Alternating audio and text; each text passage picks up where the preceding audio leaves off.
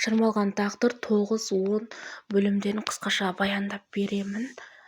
Нериман Нини деп атайды. Бұл Маджид пен Қазымның арасындағы нәрсені дұрыс түсінбей, екеуін көңілдес деп ойлап үлкен шу шығарды. Сен, Қазым, мені көзім шөп салдың мына қызбен.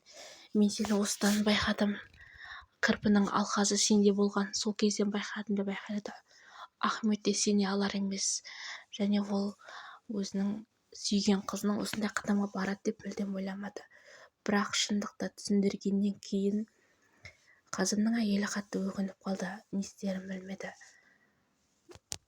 Бұл жерде барлығы журналистің кесірінен. Журналист ол қызды аңдығаннан кейін Қазым осы нәрсені не үшін сені аңдып жүр, сен қандай шындық бар деген секілді сондай нәрсе мақсатпен кездескен. Әрі Қазымды жасырын Нериман Маджид емдеп жүрген өзінің гипноз арқылы, бірақ оны айта алмады.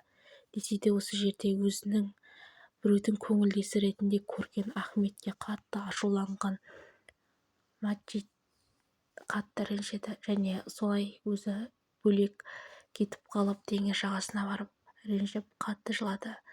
Ешқандай кінәсі болмаса да сондай ауыр сөз. Қазым қызметшісіне Маджиденің ізінен аңдып жүруін және оның ізіне әлгі журналистің түспеуін қадағалауын нақтылап бұйрық беріп айтты. Маджиде болса әлі де қайғырып жатыр. Ол үйіне келгеннен кейін бөлмесінде есігінің алдында карточка тастап кеткен, яғни ол карточканы журналист тастап кеткен. Өйткені барлық шындықты білу керек. Маджиде әлі де сенбей жүр, не үшін екен. Одан кейін үйінде телефондағы галаксия барлығын өшірген Нини киімдерін жинап бір жерге асығып қашып бара жатыр. Және ол Маджидеге келді. Мен сенімен соңғы рет кездесем, кешегі қылығым үшін кешір деп оған бір сыйлық қобдишасын берді. Және де Маджиденің үйден шығарып жіберіп, Маджиденің телефонын ала тұрайын, мен телефоным қалып қойыпты деп өтірік айтып, Маджиденің телефонына бір құрылғылы нәрсені орнатты. Әзірге белгісіз. Айнаның алдында тұрған Қазым дәрігер жазып берген дәріні ішпейтін болды, және ол енді ішпеймін деп туалетке төгіп жіберді дәрілердің барлығын. Содан кейін бөлмесіне келген кезде әйелінің кетіп қалғанын көріп, және ол хат жазып кеткен: мені еш уақытта іздеме, енді мен келмеймін дейді. Өйткені Қазым әйелін сүймейді, әйелі де оны сүймейді. Мына жерде сыйлығын беріп жатқан Нини: саған сондай көп рахмет, мен сенікі дұрыс түсінбедім, сол үшін қатты айыптымын деп барлығын жалған айып тағып, және осылай сыйлық берді.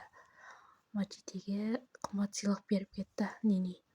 Ахмет жұмыс барысымен бір жерге кеткелі жатыр. Әлде бұл тағы бір жоспар ма? Өйткені алдағы бөлімде Маджиде жоғалып кетеді.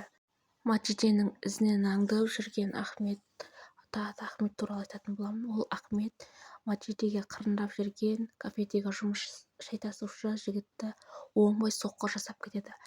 Бірақ бұл Ахметтің ісі екенін айта алмайды. Маджиде болса Қазымнан көреді, десе де ол жігіт ештеңе айтпайды. Солай больницадан шыққаннан кейін оның артынан Ахмет келеді. Маджиде, кешірші, кеше қылығым үшін мен қатты ұялып тұрмын, кешірім өтініп сұраймын дейді. Бірақ кешірмеді. Десе де үйіне барғаннан кейін қайта телефондағы камерадан қарап, одан Маджидеге 45 рет SMS жазады, бірақ өшіреді. Осылайша есі ауған, нағыз есі ауған, бірақ Ахмет не істерін білмей отырады. Ал мұнда анасына қоңырау соққан Маджиде: қанде қайда, мен қандені ала алмай жүрмін, сен өзің тыныш жүрсің бе, ешқандай құмар ойынға араласпай жүрсің бе деп анасын тағы да тергеп жатыр. Десе де анасы ешқандай құмар ойынға араласпағанын айтты. Ал Маджиде досының неге телефон алмағанын біліп, оны Қазым арқылы тауып алады, яғни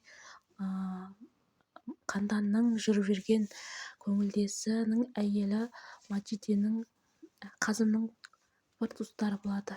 Осы жерде айтады: сені Бинат жақсы көрмейді, бұл жерден кет, сен әлі көңілдесі болып жүрсің, ол әйелің еш уақытта ажыраспайды, мен сені жақсы көрем Қанден, бұлай болмайды. Десе де Қанден: шаруаң болмасын, Бинат мені жақсы көреді, ол мен үшін бәріне баруға даяр, мен еш уақытта тастатпаймын, ол мені сүйеді, мен де оны сүйемін, олар әйелім ажырасты дейді. Бірақ әйелі осы жерде келіп қарған шығарады. Жалғасы бар.